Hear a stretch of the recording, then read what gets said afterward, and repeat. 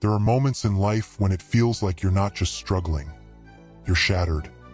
Not just tired, broken. Like you've been carrying so much for so long that one more disappointment, one more heartbreak, one more bill in the mail might actually be the thing that cracks you in two.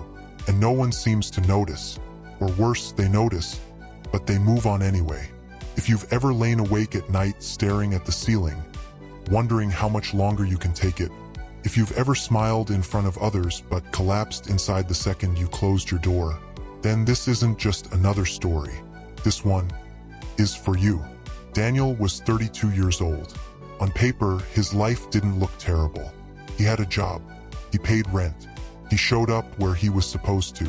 But behind the curtain, everything was falling apart. His marriage had ended 6 months earlier. His savings were gone. The business he'd once dreamed of building had failed before it ever really started. And worst of all, he had convinced himself that the failure wasn't about circumstances. It was about him. Late at night, sitting on the edge of his bed in a tiny one-bedroom apartment, he'd whisper to himself, "Maybe this is just who I am now. Maybe I'm the guy who couldn't figure it out." The brokenness wasn't just in his finances or in his relationships. It was in his belief. He didn't believe in himself anymore. One rainy Tuesday, Daniel stopped by a corner store to grab dinner, a microwavable meal and a soda. At the checkout, the cashier, a young college kid, glanced at him and said, "Rough day." Daniel forced a laugh, nodded, and walked out. But something about that simple question cracked him open. He caught his reflection in the store's darkened glass. And for the first time, he didn't see a guy just getting through the day. He saw a man who had stopped fighting. That realization hit him harder than the divorce papers, harder than the debt collectors, harder than the rejection emails. Because there's a difference between being knocked down and deciding to stay there. That night, Daniel wrote 3 words on a sticky note and stuck it to his bathroom mirror. Start with one. One step, one change, one effort. The next morning, he woke up and went for a walk. Nothing big, just 10 minutes around the block. The day after that, he called his sister, the first real conversation they'd had in months. By the end of the week, he dusted off an old notebook where he'd once written business ideas and wrote down one new possibility. None of it erased his pain. None of it fixed everything overnight.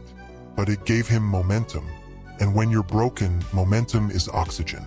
For months, Daniel worked in silence. No social media announcements. No watch me rise posts. He worked his 9 to 5. Then, late at night, he studied free courses, read books on resilience, and started saving small amounts of money. $5 here, $10 there. He wasn't building a business yet. He was building himself, piece by piece, habit by habit. It wasn't glamorous, but neither is healing. A year later, Daniel wasn't rich. He wasn't famous, but he was different. He had paid off half his debt. He had launched a side hustle helping small local shops run ads online. And more importantly, he could look in the mirror without shame. One of his clients, a small bakery, doubled their sales because of his help. The owner hugged him with tears in her eyes and said, "You saved my business." For the first time in years, Daniel realized something powerful. He wasn't broken beyond repair. He was proof that repair was possible. Here's the truth. If you feel broken right now, you are not alone. But broken doesn't mean finished. Broken doesn't mean worthless. Broken means you've been through something that tested you, and you're still here. And if you're still here, you still have the power to take one step. One call, one action, one choice. It doesn't have to fix everything. It just has to prove to you that you're not done yet.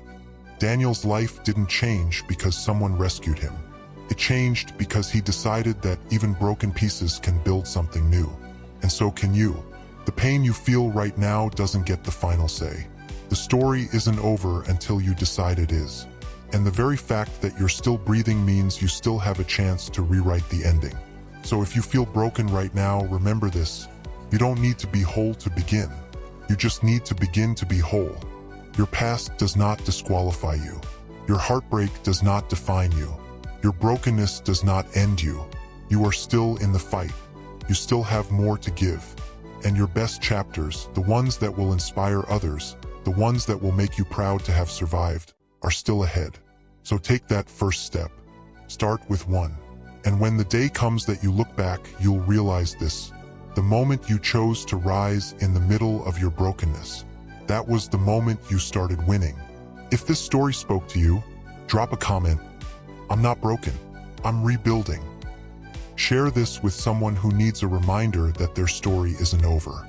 And don't forget to subscribe for daily motivation, because the next chapter of your life is waiting for you to turn the page.